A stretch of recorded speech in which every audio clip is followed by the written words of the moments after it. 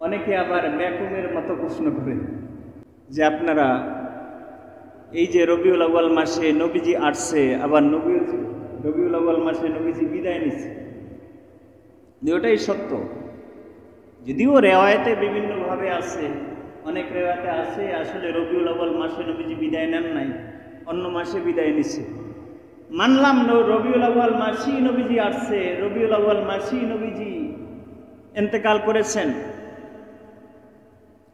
কিন্তু জন্মদিন সারা জীবন পালন করা যায়, কিন্তু মৃত্যুদিন সারা জীবন পালন করা যায় না। এটা হলো ইসলামী আইন। কেহ যদি মারা যায়, সাধারণ মানুষ যদি মারা যায়, অথবা মনে করেন পৃথিবীর মধ্যে সর্বোচ্চ শোক হলো স্বামী যদি মারা যায়, স্ত্রী 4 মাস 10 দিন শোক পালন করবে। এই লম্বা শোক স্বামী স্ত্রীর বেলায়, স্বামী যদি মারা যায়, স্ত্রী 4 মাস 10 দিন শোক পালন করবে। কিন্তু অন্য মানুষ যদি মারা যায়, শোক পালন করবে 3 দিন। কয় দিন? 3 দিন শোক। 3 দিনের পরে শোক পালন করা হারাম। 3 দিনের পরে নবীজি ইন্তেকাল করছেন কি 3 দিন আগে? নবীজি ইন্তেকাল করছেন আজ থেকে সেই 1500 বছর আগে।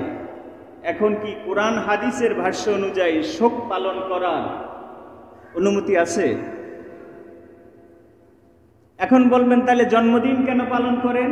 জন্মদিন পালন করার বিধান আছে, কারণ নবীজি সাল্লাল্লাহু আলাইহি সাল্লাম তার নিজের জন্মদিন শুধু একদিন পালন করছে তা না, সারা জীবন পালন করেছেন। সুবহানাল্লাহ।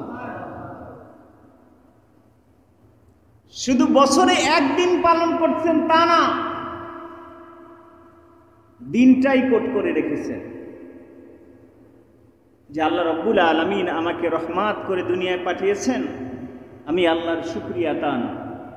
সোমবার দিনে আমি জন্মগ্রহণ করছি, আমার জীবনে যত সোমবার আসে আমি প্রত্যেক সোমবার ইবাদতের মাধ্যমে, রোজার মাধ্যমে আমি আমার জন্মদিন পালন করব।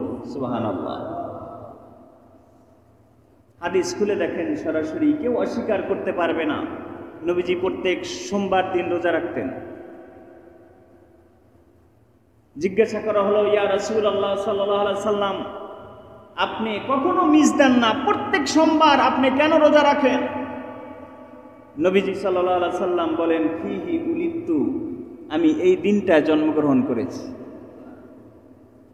সুতরাং আল্লাহ রাব্বুল আলামিন আমাকে ইহসান করে দুনিয়ায় পাঠিয়েছেন এই দিনটায়, আমি কি আল্লাহর শুকরিয়া আদায় করব না?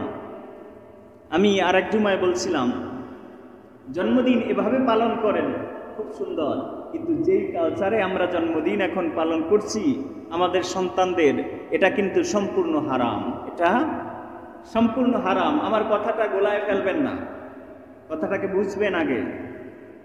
একভাবে জন্মদিন পালন করা সম্পূর্ণ হারাম, আর একভাবে জন্মদিন পালন করা ইবাদত। সুবহানাল্লাহ। আর একভাবে জন্মদিন পালন করা সুন্নাত, নবীজির সুন্নাত, এবং সেটা ইবাদত হবে যদি নবীজির তরিকায় আপনি পালন করেন।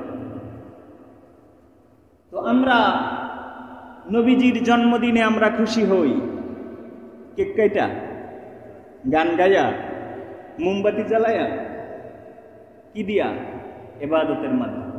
ইবাদতে নবীজির উপর দুরূদ ও সালাম বেশি বেশি করি, জিকির আজকার করি, নবীজির সিরাত আলোচনা করি, নবীজির জীবনী আলোচনা করি, নবীজির নাম দিয়া সিরাতুন নবীও আমরা আয়োজন করি, নবীজির নাম দিয়া মিলাদুন নবীও আয়োজন করি, কিন্তু অর্থ কিন্তু এক, ভিতরের কার্যক্রম কিন্তু এক। যারা আমরা সিরাতুন নবী বলে নবীজির গুণগান গাই, তারাও কিন্তু নবীজির জীবনের যা কিছু আছে তাই বলি। আবার যারা মিলাদুন নবী বলে আয়োজন করে যে সমস্ত কথা বলি, তাও কিন্তু একই কথা। কিন্তু তারপরও আমাদের দেশের ওলামায়ে কেরাম আমরা কেন যেন এক হতে পারছি।